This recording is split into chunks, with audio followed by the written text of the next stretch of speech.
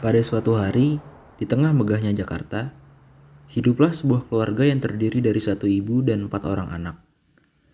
Mereka hidup serba kekurangan. Hal ini terjadi setelah ayah mereka meninggal dunia. Sang ibu bekerja keras untuk menghidupi keempat anaknya tersebut. Si sulung yang sedang duduk di bangku SMA pun merasa kasihan melihat ibunya yang selalu bekerja keras setiap pagi dan malam tanpa henti demi menghidupi anak-anaknya. Maka ia pun juga ikut mencari nafkah untuk meringani beban hidupnya. Pada suatu hari, ibunya menghampirinya dan berkata, Nak, kamu tidak perlu untuk ikut bekerja. Kamu belajar untuk sekolah saja. Sungguh, aku merasa tidak enak melihat ibu bekerja keras sendirian. Padahal aku sendiri bisa membantu. Untuk masalah belajar, aku yakin semua itu bisa kuatasi, asal aku terus berdoa dan bekerja keras. Selain itu, bukankah ini merupakan bentuk bakti seorang anak kepada orang tuanya? Aku yakin Allah Subhanahu wa taala pasti akan membalas semua ini dengan balasan yang lebih baik. Baiklah kalau begitu. Tetapi kamu jangan sampai melalaikan urusan sekolahmu juga ya. Iya Bu, walaupun dengan kondisi yang seperti ini aku yakin aku pasti akan menjadi yang terbaik di sekolah. beberapa hari berlalu, dan sang anak bekerja dan belajar dengan rajin. Pada sore hari dia mencari nafkah, dan pada malam hari dia menimba ilmu. Juga tidak lupa ia sholat 5 waktu dan terus meminta kepada Allah Subhanahu wa Ta'ala untuk memberikan jalan keluar. Pada suatu hari di kantin SMA 61, sang anak tengah berbicara dengan temannya Nahal. Ji, udah belajar buat ulangan kimia nanti? Wah, jelas udah dong. Bagaimana denganmu? Udah juga, walaupun cuma belajar dikit doang sih, soalnya udah ngantuk banget. Bukannya ulangan nanti materinya susah ya? Iya, emang susah. Cuman materi ini udah dipelajarin di tempat les, jadi tinggal di-review dikit aja. Oh, seperti itu. Farik datang menghampiri. Teman-temanku, apa kabar nih? Alhamdulillah, Alhamdulillah baik-baik baik-baik saja. aja. Barusan dapat info, kalau 2 bulan lagi nanti ada tes buat beasiswa masuk ke universitas top di Indonesia. Kalau berhasil, nanti UI atau ITB tinggal pilih aja. Dapat uang saku juga loh. Wah, kece banget. Ikutlah Ji. Kali aja kalau menang kan beban ibu lu, dan beban lu bisa berkurang banget. Iya Ji, ikut. Kita juga bakal bantuin lu belajar kok. Soalnya ujian ini udah pasti banget gak bakal gampang. Iya gue tahu ini pasti bakalan susah. Tapi nggak apa-apa kita coba aja dulu. Kita belajar sebisa mungkin, sisanya kita tawakal aja.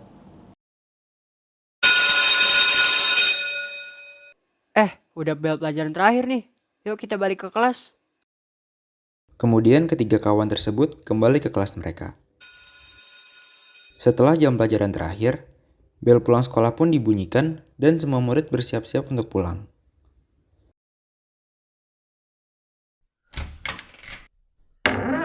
Sesampainya di rumah, Fauzi menceritakan tentang ujian beasiswa kepada ibunya.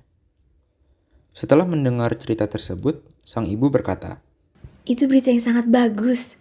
Syukurlah kau orang yang suka silaturahmi, sehingga bisa bertemu teman-teman yang baik seperti mereka. Untuk 2 bulan ini, belajarlah dulu. Jangan pikirkan kerja, agar bisa berhasil melewati ujian beasiswa. Iya Bu, insya Allah dengan kerja keras dan doa, semoga bisa memberikan hasil yang terbaik. selama 2 bulan tersebut, Fauzi, Nahal, dan Farik bersama-sama belajar, saling berdiskusi satu sama lain. Nahal turut membagikan catatan-catatan dari lesnya, dan begitu juga Farik. Tidak lupa juga, mereka selalu sholat 5 waktu dan berdoa setiap selesai sholat. 2 bulan telah berlalu, dan hari ini adalah hari ujian. Dengan membaca bismillah, Fauzi mulai mengerjakan ujiannya. Setelah beberapa jam, selesailah ujian. Esoknya di sekolah, Ji, kok lu kelihatannya lemes gitu? Kemarin pas ujian beasiswa, gue rasa soal susah banget. Gue nggak yakin deh nilai gue bakalan cukup. Jangan pesimis dulu Ji. Siapa tahu yang lain lebih rendah. Iya Ji, tawakal aja. Kan lu udah berusaha. Allah Subhanahu wa Ta'ala pasti akan bikin jalan yang terbaik kok.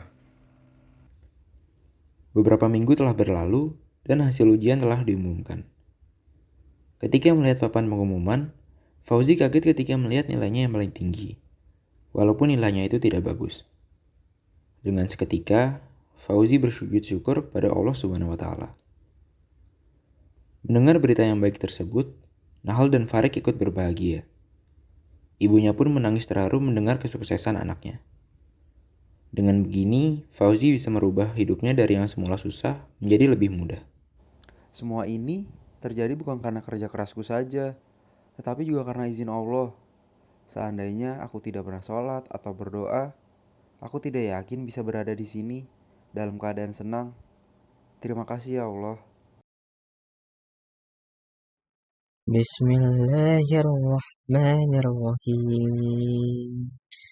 Wa qul i'malu fasayarallahu 'amalakum wa rasuluhu wal mu'minun. Fasaturadduna ila 'alimil ghaibi wasyahadati fayunabbiukum bima kuntum ta'malun. Artinya, dan katakanlah, bekerjalah kamu, maka Allah akan melihat pekerjaanmu. Begitu juga Rasulnya dan orang-orang mukmin. Dan kamu akan dikembalikan kepada Allah yang mengetahui yang gaib dan yang nyata. Lalu diberitakannya kepada kamu apa yang telah kamu kerjakan. Sadaqallahul azim. Dari cerita tersebut, kita dapat mengetahui bahwa Islam mengajarkan kita untuk bekerja keras mengejar sesuatu yang kita inginkan. Bekerja keras dalam Islam memiliki makna bersungguh-sungguh dengan hati yang ikhlas karena Allah Subhanahu wa Ta'ala, sehingga bisa diperoleh hasil yang diinginkan. Sebuah kesuksesan tidak dapat diraih dengan cara cuma-cuma, tak dapat dicapai hanya dengan berharap tanpa usaha melakukan apa-apa. Beberapa usaha yang kita lakukan pun akan menuai hasil di kemudian hari. Namun, setiap usaha tanpa didampingi dengan doa dan tawakal akan sia-sia.